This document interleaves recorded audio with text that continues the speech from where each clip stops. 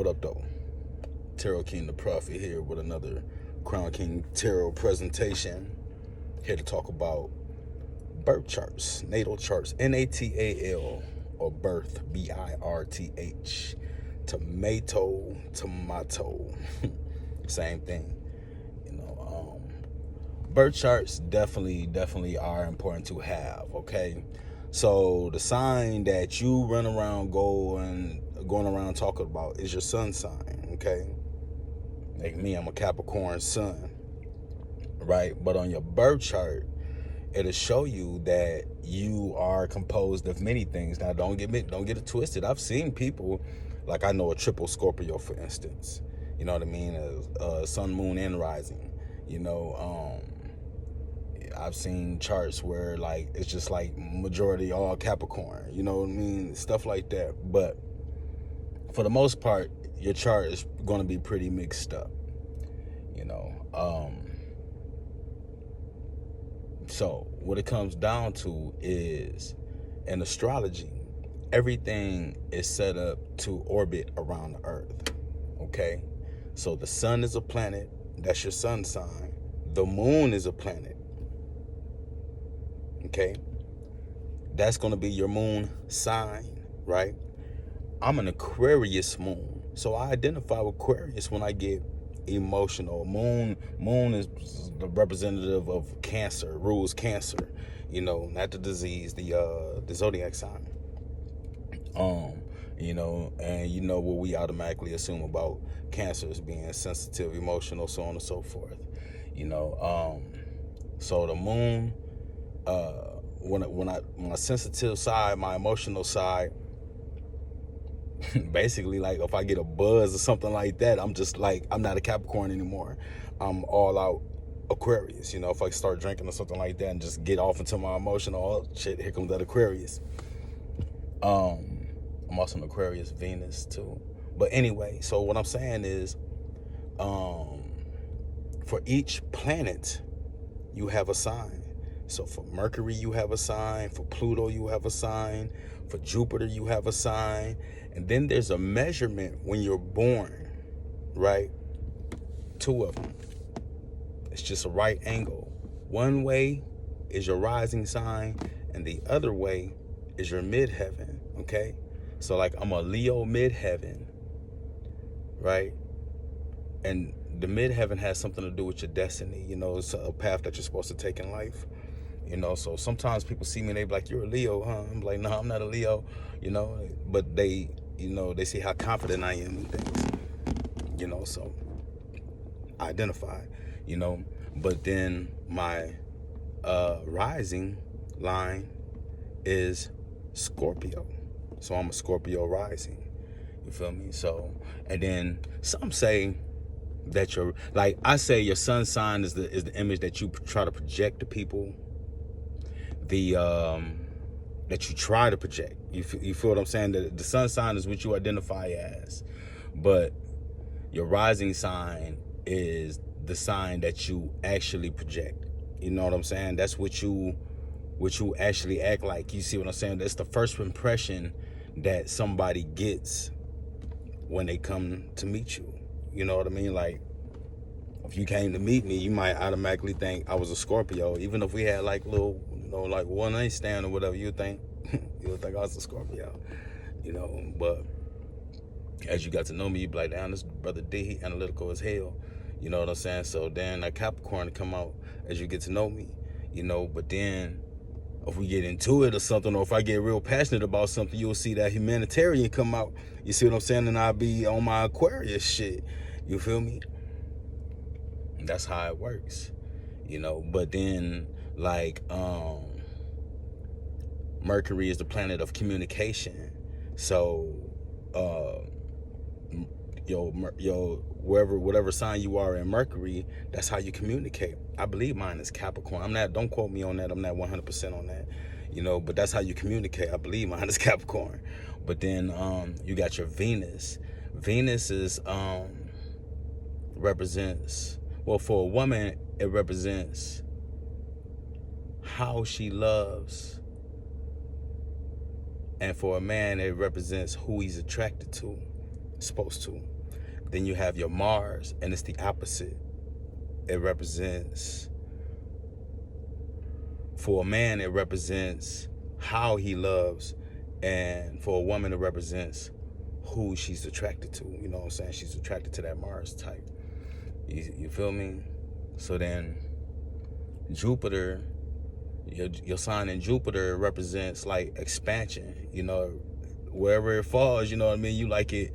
It's just like a big thing for you. You feel me? So, you know, whatever sign, like if it fell in, say Sagittarius is right at home. Sagittarius is ruled by Jupiter. You know what I mean? So you are like exploring and you'll be big on different cultures and things like that. And it all depends on what house it falls into. That's something we'll explain later. I'll explain later. We'll get into it later. What other planets we got? I probably won't even get all the planets. We got Uranus, that represents abrupt change. Things changing quickly. So whatever planet is in Uranus, you know, the effect that I have, you know, the way they combine, you'll have a lot of abrupt changes in it. Now, once again, it also depends on what house the planet falls into. Neptune is where you get delusional at. Everybody has a Neptune. Everybody gets delusional, like in 2 spots, maybe 1 to 2 spots. And this is the point where you see the world through rose-colored glasses, or the situations or whatever through rose-colored glasses.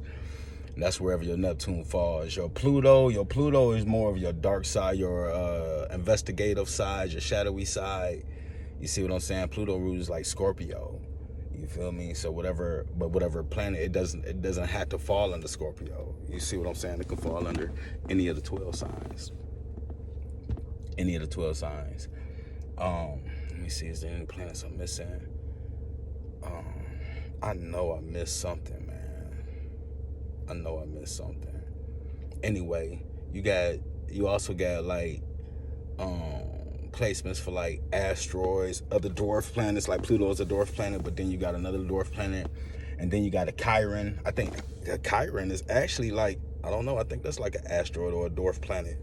You know, your Chiron is where you have struggles and issues that, you know, not issues, but struggles, you know, challenges. Let's call them challenges, not struggles. It's where you have challenges.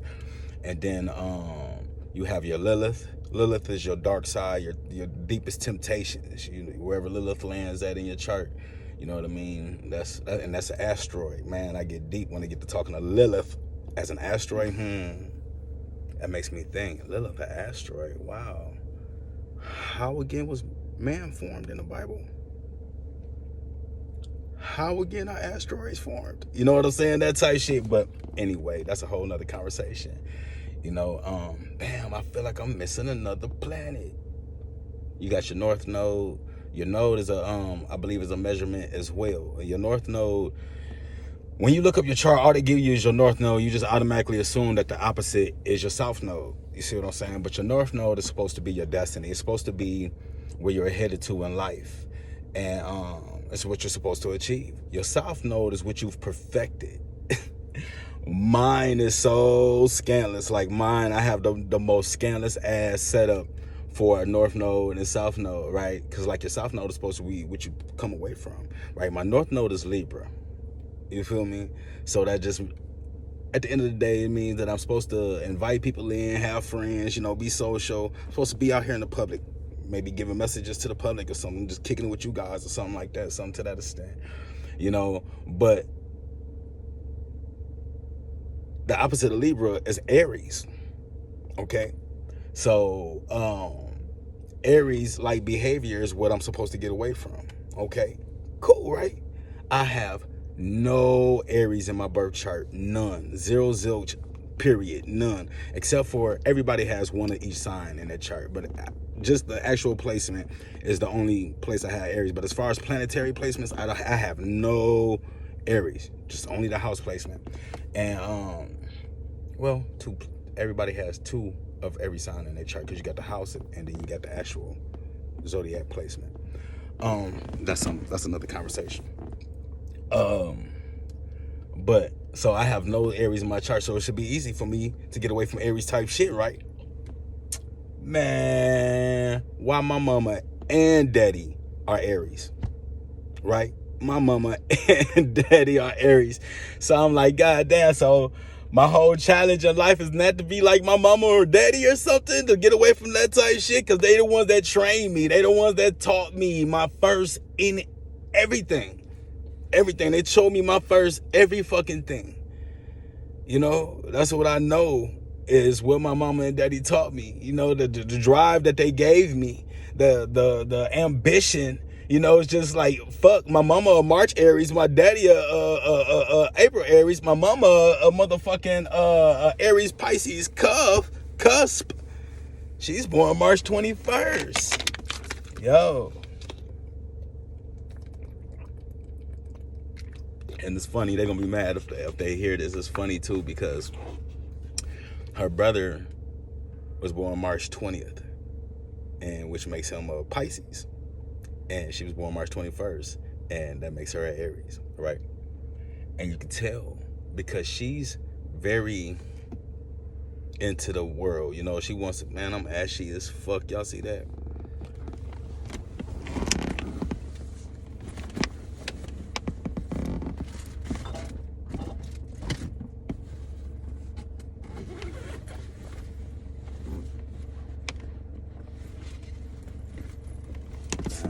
No lotion in here. Ooh. Look at your boy. Found some of that cheap shit too. It's good, bro. This shit fire. It's some good cheap shit. Hope it ain't frozen because it's been sitting in the car. It's cold as hell.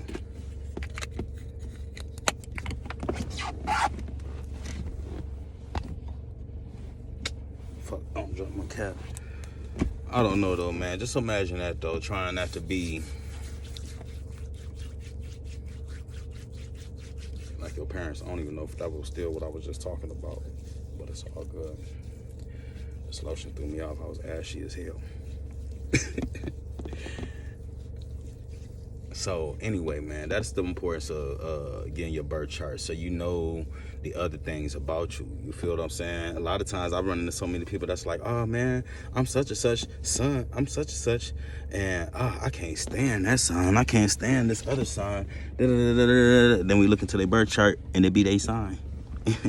It be one of their placements, you know. But the Bible says know thyself, and I believe that astrology is a beautiful, most wonderful way for us to do that shit, for us to know ourselves. It's not the only way, you know. You got numerology, you got a few things that you can go to, you know. But astrology is definitely a huge way to know yourself. I feel like this. I feel like somebody say a book was 50 years old, right? And the shit that I read in a book, I'm 43. So the shit that I read in the book tell me about how I am as a baby, as an infant, child, toddler, adolescent, teenager, young adult, and middle-aged adult, getting ready to be going to the next phase in another 10 years. You know, and that shit is just running me down. It's reading the shit out of me. You know, to me, it's got to be something to that. It's got to be something to that. You know, there's no way around it. You know, this book, you know, I'm doing the math. This book was written 50 years ago, and here I am, 43. It just don't tell me about damn near all 43 years. It's got to be something to it, man. It's got to be something to them planetary alignments. Get older, learn the shit, and look at it myself. You know, well, I ain't get older than 43, but you feel what I'm saying? Look into it myself and see how it works myself, and start talking to other people.